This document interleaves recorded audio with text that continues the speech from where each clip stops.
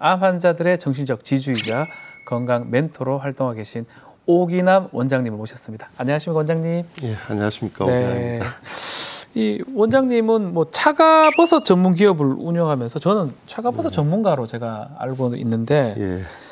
좀 놀랍게도 네. 이과가 아니에요. 문과입니다. 우리는 알 것 같은데 예. 서울대학교 서서문학과니까 스페인학과 네, 스페인 나왔는데 문학 전공했습니다. 스페인에 차가버섯이 있습니까? 아닙니다. 뭔가 매치가 전혀 안 되는데 궁금합니다. 네, 제가 네. 그 대학교에서는 스페인 문학을 전공했는데 네. 공부를 잘 못했고요. 아유, 또 그렇게 안 해도 되는데. 그래서 네. 그 대학에서 전공한 학문하고 전혀 다른 길을 걷게 되었고요. 2000년대 초반에 그 다니던 회사를 그만두고 시작했던 일이 러시아 관련 일이었습니다. 네. 그러다 보니 러시아를 많이 다니게 되었고요. 지금도 한국 분들이 러시아에 가게 되면은 가장 관심 있게 보는 것들이 러시아 전통 인형인 마트로시카라는 거하고 네. 차가버섯입니다. 차가버섯 스페인에 있는 거 아니에요? 네, 없죠. 차가버섯은 러시아 시베리아에서 시베리아에 주로 나고요. 네.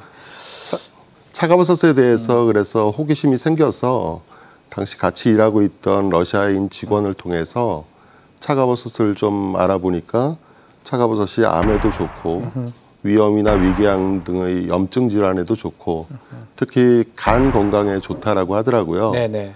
근데 제가 그 B형 간염 보균자거든요. 아하. 그래서 당시에 매월 병원을 다니면서 약을 받아 먹고 있었는데도 네. 간 수치가 항상 좀 높은 상태였고 저희 아버님께서 또 간이 안 좋으셔가지고 젊은 나이에 또 돌아가셔가지고 예. 항상 그 당시에 간 건강에 대해서 스트레스가 좀 높았던 때입니다. 그래서 이제 뭐 러시아 약국에 가서 차가버섯 제품을 구해서 먹게 되었고 그 이후로 한 달쯤 후에 병원에 갔더니 평소에 약을 먹어도 잘 안 떨어지던 간 수치가 정상적으로 돌아와 있더라고요. 예. 그래서 이제 차가버섯의 효능을 한번 확인해 볼 겸 처방받았던 약을 이제 한 달간 먹지 않고 예. 병원에 갔더니 그래도 간 수치가 정상이었습니다. 오. 그래가지고 그 이후로는 이제 병원 약을 먹지 않고 지낸 지가 지금 17년째가 됐고요. 현재 제 간은 좀 싱싱한 상태로 정상. 잘 유지를 하고 있습니다. 그때는 뭐 제가 차가버섯 사업을 시작하게 될 줄은 몰랐었습니다. 자, 그 이제 암 환자들도 자주 뭐 받고 네. 뭐 차가버섯 얘기도 하셨는데 네. 이 공부도 많이 하셨다고 들었어요. 한의학이나 건강 관련해서. 예. 암을 일으키는 원인으로 식습관을 말씀을 하셨는데요. 네. 그거 좀 알려주십시오. 뭐 경험적으로나 네. 뭐 암의 생존 특성으로나 네. 이 암을 일으키는 뭐 여러 가지 원인들은 여러 가지가 네. 있겠지만 제가 이제 확인한 거는 잘못된 식습관의 영향이 가장 큰 것 같습니다. 네.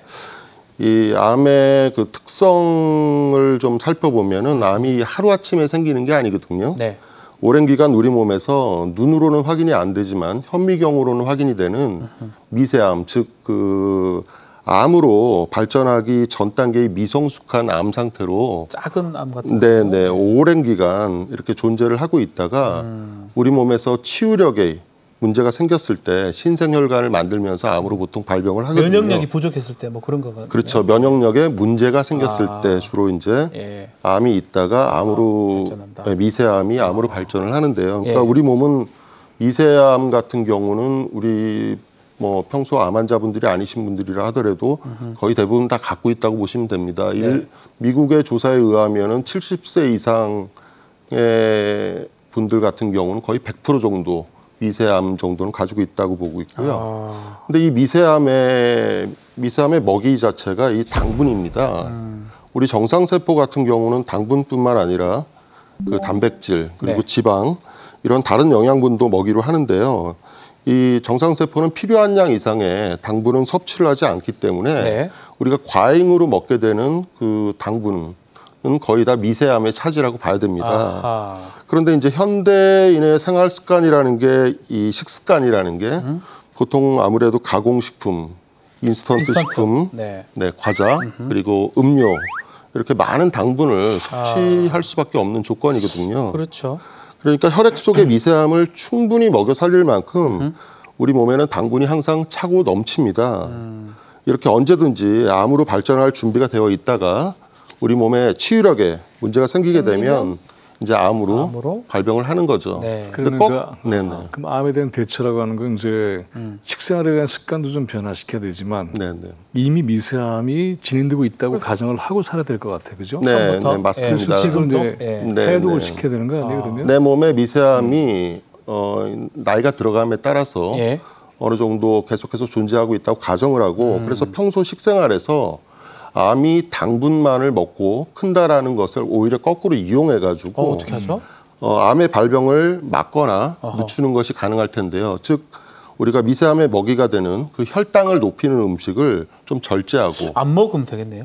네, 근데 그 당분이라는 거는 예. 왜 미세암이 당분을 먹고 클까라고 생각해 보면은 네. 모든 음식에서 당분 즉 그 탄수화물이 없을 수가 없거든요. 그렇죠. 그러니까 그렇죠. 예. 미세암이 그 생존 전략으로서 이 당분을 선택한 건데요. 우리 같은 경우는 거의 모든 음식에 탄수화물이 들어가 있다 보니까 즉 당분의 원료가 되는 거죠. 탄수화물은요. 안 먹을 수는 없고 조금 절제하고 그리고 이제 과식을 좀 삼가하고요. 거기다가 기본적으로 미세암이 암으로 발병하지 않도록 우리의 그 치유력 자체를 항상 유지하고 높이는 노력을 게을리하지 않는 게 이게 좋겠습니다. 측정을 하면서 이게 식생활 하는 게 쉽지는 않을 것 같아요. 네. 탄수화물도 사실은 뇌를 위해서 굉장히 필요한 거고. 당연합니다. 필요합니다. 네.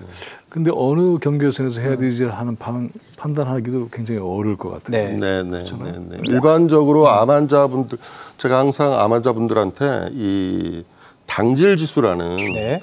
당질 지수라는 그 수치에 대해서 좀 신경을 쓰고 음식 재료라든지 이렇게 관리를 하라고 말씀을 드리는데요. 이 당질 지수는 이 우리가 음식물을 먹었을 때 이 포도당으로 바뀌는 그 범위 그리고 속도를 나타내거든요. 그래가지고 예. 보통 이 당질 지수가 좀 낮은 음식 위주로요.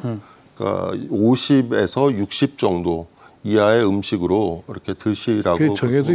말씀드리고 있습니다. 수치로서 이게 음식의 종류를 알면 당질 지수가 낮다는 걸 파악할 수 네, 있는 음식의 알 수- 종류가 아니라 알 수가 음식의 있어요? 재료입니다. 재료를 재료. 보면 알 수가 있다. 예, 어떤 예를 들어 뭐 감자는 당질 지수가 몇, 어떤 음식은 몇 이런 식으로요.